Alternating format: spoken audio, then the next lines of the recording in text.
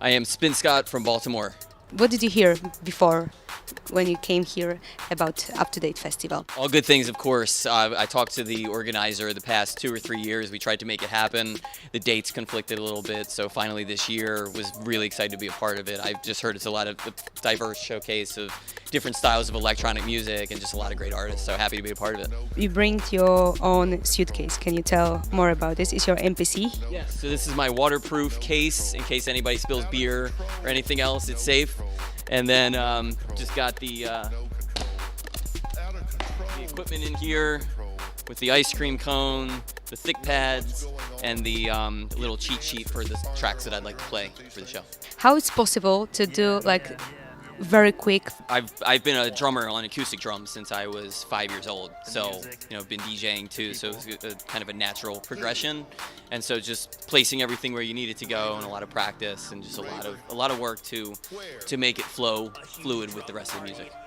Do you remember the first moment that you decided to work on MPC? I was commissioned to produce a series of hip-hop tracks for a US-based artist in the DC area, actually. And first thing I did, being a jungle guy for decades, was put the classic breaks in here and started just messing around with it, put a video up, and yeah, kind of went from there. Do you have to practice like every day?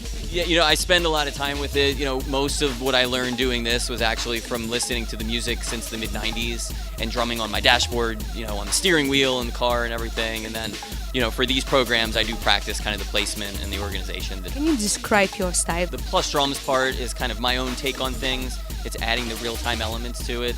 Jungle obviously has a very wonderful history, originating decades ago and coming from, a lot of the other electronic music styles, evolving, from the hardcore. And, I'm not the best historian on it, but, went into the break beats and the faster breaks and into jungle. So just listening to a lot of my favorite artists over the years, really just, it all kind of sunk in, and it's just great to be able to play it live. You don't have a lot of space for improvisation, yeah? You have to have like planned before.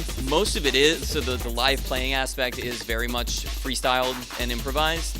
But when you program everything, that's where a lot of the technical work comes in, to really placing everything where you want it to go. Like for example, on this, I'll put my drums on these 2 rows, and then I'll play bass lines with my thumb here, maybe have some effects up here.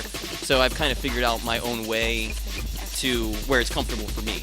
And so you might be comfortable using your left hand, putting your bass up here and something else. So if you set it up the way you want from the beginning, it makes it more comfortable for you. What's your plan for near future? So the plan is to just continue to create music that resonates with people and that's challenging for me to make. I do have a new vinyl record that came out at the end of July on Elm Imprint. It's called Love Light, and the other side is called Make It Funky. I'll be playing both of those tracks tonight at the Up to Date. So I'm Spinscott. I'm doing a special interview here today with Svudka.